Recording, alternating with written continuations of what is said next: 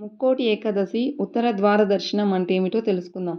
ఆషాఢ శుద్ధ ఏకాదశి రోజున యోగ నిద్రలోకి వెళ్ళిన శ్రీ మహావిష్ణువు కార్తీక శుద్ధ ఏకాదశి రోజున యోగ నిద్ర నుంచి మేల్కొని శ్రీదేవి భూదేవి సమేతంగా ఈ ఏకాదశి రోజున వైకుంఠానికి తిరిగి వచ్చాడట. అప్పుడు ముక్కోటి దేవతలు ఉత్తర ద్వారం చెంత నిలిచి స్వామి దర్శనం చేసుకున్నారని, ఈ కారణంగానే దీనిని ముక్కోటి ఏకాదశిగా పిలుస్తుంటారని పెద్దలు చెబుతారు. ఈ రోజున స్వామివారిని ఉత్తర ద్వారం గుండా దర్శించుకోవడం వలన మోక్షం లభిస్తుందని విశ్వాసం. అందుకే తిరుమలతో సహా అన్ని వైష్ణవ క్షేత్రాలలోనూ భక్తుల సందర్శనకు వీలుగా ఈ రోజున తెల్లవారుజాము నుంచే ఉత్తర ద్వారాలు తెరిచి ఉంచుతారు. ఏకాదశి అంటే తిథులలో 11వది. ఇది సాక్షాత్తు శ్రీ మహావిష్ణువుతో ముడిపడిన తిథి. అందుకే ఏకాదశిని హరితిథి అని, వైకుంఠ దినమని అంటారు. ఇటువంటి ఏకాదశులు మాసానికి 2 చొప్పున సంవత్సరానికి 24 వస్తాయి. వీటిలో ఆషాఢ శుద్ధ ఏకాదశిని తొలి ఏకాదశిగాను, ధనుర్మాసంలో వచ్చే శుద్ధ ఏకాదశిని వైకుంఠ ఏకాదశిగాను మనం పండుగలాగా జరుపుకుంటాము. ఉత్తరాయణ ప్రారంభ దినం కావడం మూలాన ఇది అత్యంత విశిష్టమైనది. ముక్కోటి అంటే 33 కోట్ల దేవతలను ఉద్దేశించినది. అప్పటి నుంచి మూసి ఉన్న స్వర్గద్వారాలు ఈ ధనుర్మాసం ఆరంభం నుంచి తెరుచుకుంటాయని పురాణ వచనం. ఈ ఏకాదశి నాడు విష్ణుమూర్తి గరుడ వాహనధారుడై ఉత్తర ద్వారాన దర్శనమిస్తాడట. ఆ దివ్య సుందర రూపిని దర్శించుకోవడం కోసం దేవతలందరూ ఈ రోజు దివి నుంచి భువికి దిగి వస్తారట. అందుకే దీనికి ముక్కోటి ఏకాదశి అని పేరు. మన 6 నెలలు దేవతలకు పగలు, మరో 6 నెలలు రాత్రి. దీని ప్రకారం దేవతలందరూ వైకుంఠ ఏకాదశి నాడు దక్షయానం నుంచి ఉత్తరాయణ పుణ్యకాలానికి అంటే చీకటి రాత్రి నుంచి వెలుగులు చిమ్మే పగటిలోకి వచ్చారన్నమాట. స్వర్గద్వారాలను తెరవగానే ముందుగా ఈ కాంతి ఉత్తర ద్వారం నుంచి ప్రవేశిస్తుంది. అందుకే విష్ణు ఆలయాలలో ఇవాళ ఉత్తరం వైపు ఉన్న ద్వారాన్ని తెరిచి ఉంచుతారు.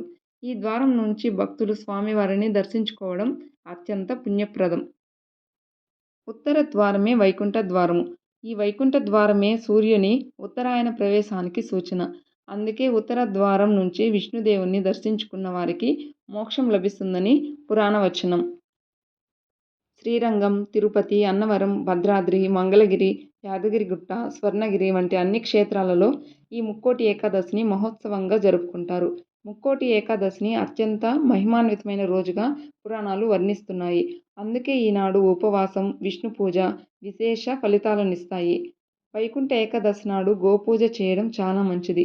విష్ణుమూర్తి సన్నిధిలో ఆవు నేతితో దీపం వెలిగిస్తే సర్వ పాపాలు హరించి అజ్ఞానం అనే చీకట్లు తొలగి ముక్తి లభిస్తుందని పురాణాలు చెబుతున్నాయి.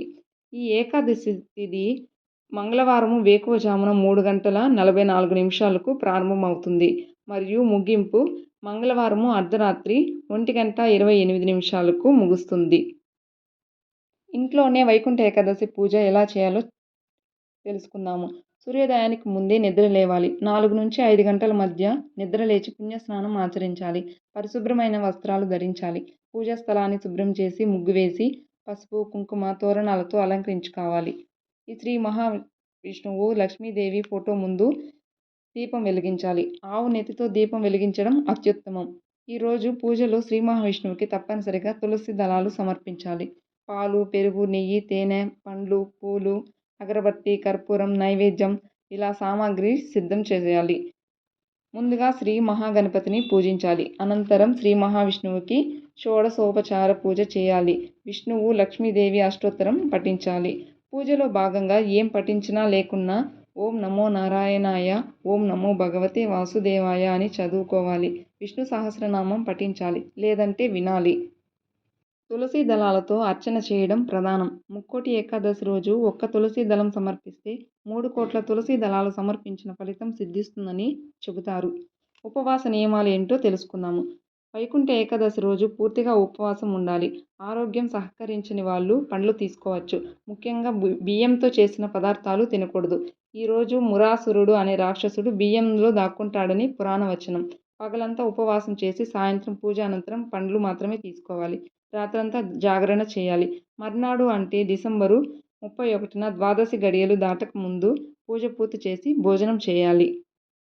ఏకాదశి రోజు పాటించాల్సిన ముఖ్యమైన 7 నియమాలు ఏమిటో తెలుసుకుందాం. మొదటిది, బ్రహ్మముహూర్తంలో లేచి స్నానం ఆచరించాలి. రెండవది, బియ్యంతో తయారు చేసిన ఆహారం తినకూడదు.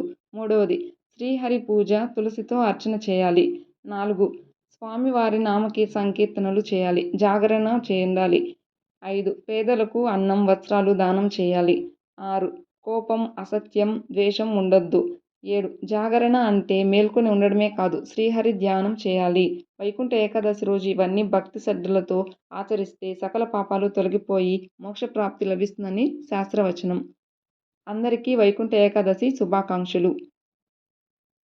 ఈ వీడియో మీకు నచ్చినట్లయితే లైక్ చేయండి, షేర్ చేయండి, సబ్స్క్రైబ్ చేసుకోండి. మరిన్ని వీడియోల కోసము ఛానల్ని సబ్స్క్రైబ్ చేసుకోండి. Thank you for watching.